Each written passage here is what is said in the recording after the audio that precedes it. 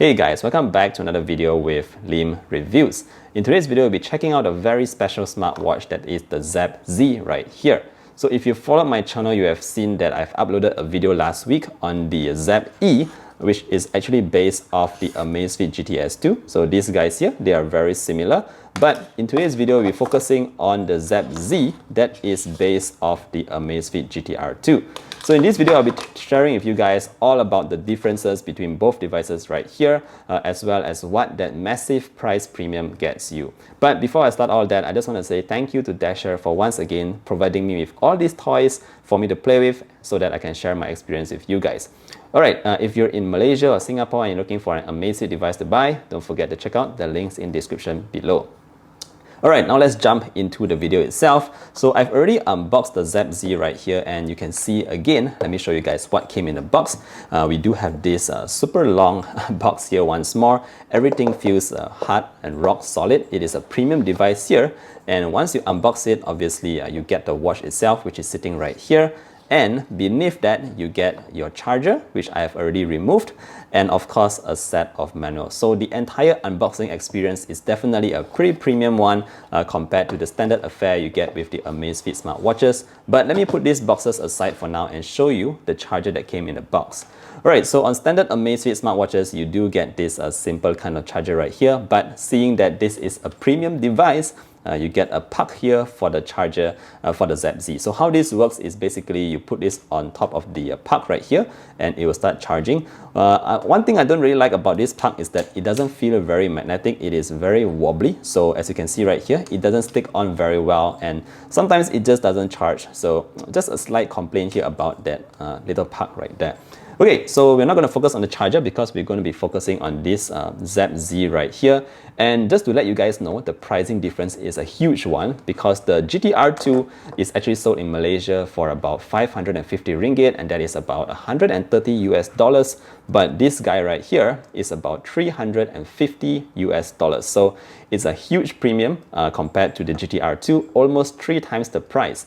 So before I start off telling you guys what's different between both devices, we're going to take a very close look at the Zepp Z. So first and foremost, you'll notice that, of course, the face and build materials are different. Over here, we actually have a titanium body, according to Zepp. Alright guys, so if you take a look at the side here, notice that we have 3 buttons on the Zepp Z. This is a first for this kind of watch because even on the previous Amazfit GTR2, we only had 2 buttons on the side, but on the Zepp Z we have 3. That means more quicker controls for you to press around on the watch itself. So the top button here is actually a touch button actually. So for instance, when I just long press it, it will take me to the heart rate tracker right here. And you can definitely customize this shortcut key to go into a different health tracking app, such as your stress tracking or your SpO2. So let me show you once more. All I need to do is make sure the screen is lighted up and long press the long touch this top button here to get into this particular shortcut. So very nice way of making it happen because you don't want to touch it by accident. You have to long press to actually activate the heart rate monitoring right there.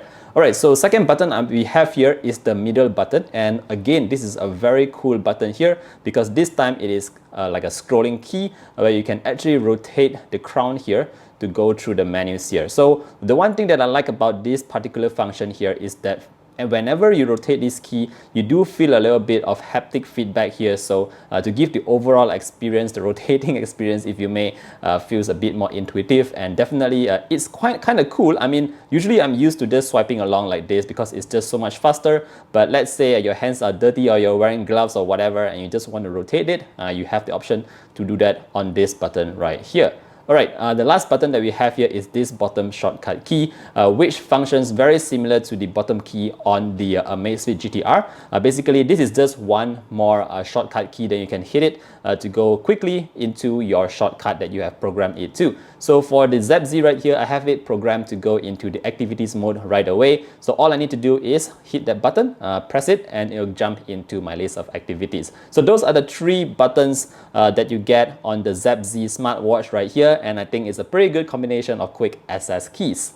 Alright, so moving the device from top to bottom, let me just show you very quickly. We do have leather straps here once more, very similar to the one on the, sorry, that's the GTS2, very similar to the one on the Zepp E, but notice that the Zepp E actually comes in this very thin leather, which is a bit different, whereas the Zepp Z comes in a more thicker leather with some kind of thread going down the sides of the strap. So I would say it's pretty interesting. The build quality feels nice. I did submerge this watch in water, and I noticed that it absorbs a bit of water here, so even when I press it a little bit, some water comes out. I'm not sure if that's going to be an issue for you, but overall it's pretty alright for me. Alright, so if you flip the device to the back, you notice that you have this very nice looking thing at the back here, battery cap or whatever you want to call it, compared to the standard GTR2, which is like totally plastic. So you have this very nice, smooth feeling kind of piano black back at the back, which is very nice. The straps are actually similar. You have the similar size. You have these little tabs at the back here that you can use to unlock or unlatch when you want to swap the straps out. Alright, so putting both the Zepp Z and the GTR2 side by side, you can notice the massive difference in the design. Obviously, everything here is just very slim on the GTR2, whereas it is a bit more manly, if you may, on the Zepp Z. Alright, so one thing I want to show you guys is the watch faces that we have on the Zepp Z right here. So seeing that this is a premium watch, we do have some very premium looking watch faces here, like this one that I'm using at the moment. So notice that this is actually the always on display, and yep, it does light up right there. So let me show you guys once more the always on display. Let's see if it goes off. There you go. Alright, so when the screen goes off, it shows off a lot of information here on the watch itself, and I absolutely love this. So this is just one of the many premium looking watch face that is on the Amazfit Zepp Z. So let me just show you guys a couple more because it does look pretty good. We also have this. I don't remember seeing this on the Amazfit GTR2. This looks pretty good as well. Let me just find if I have another one. Okay, this looks pretty cool as well. I think I downloaded this yesterday.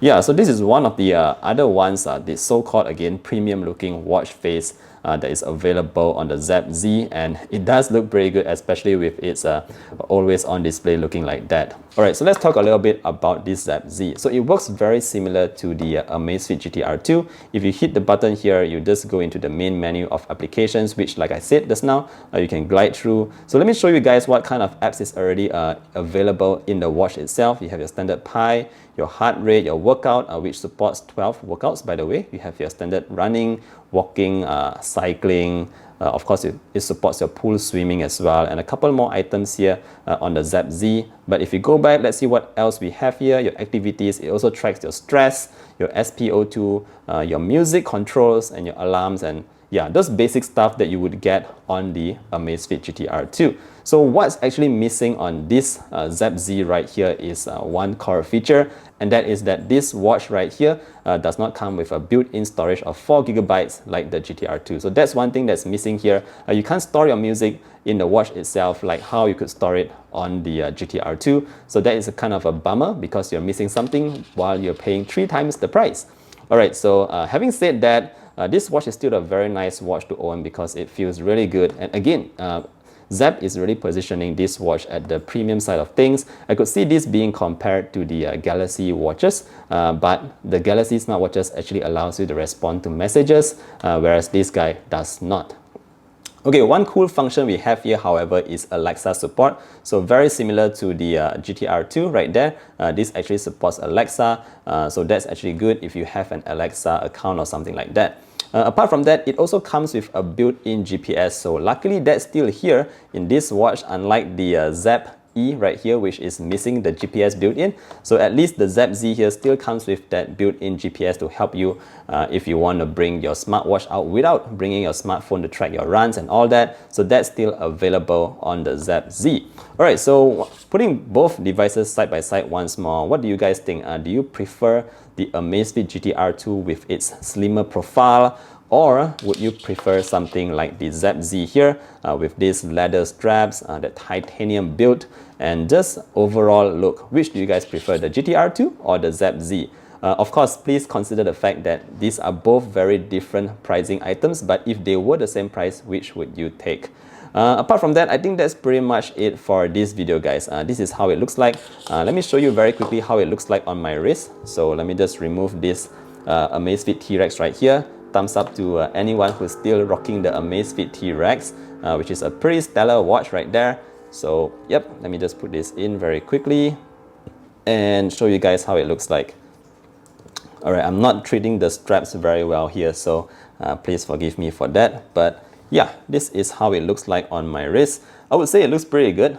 Definitely looks very bulky here, but it's actually very lightweight, so you don't feel any heft on your wrist itself. I kind of like the look of this guy right here, but I also love the look of the totally blacked out Amazfit GTR2.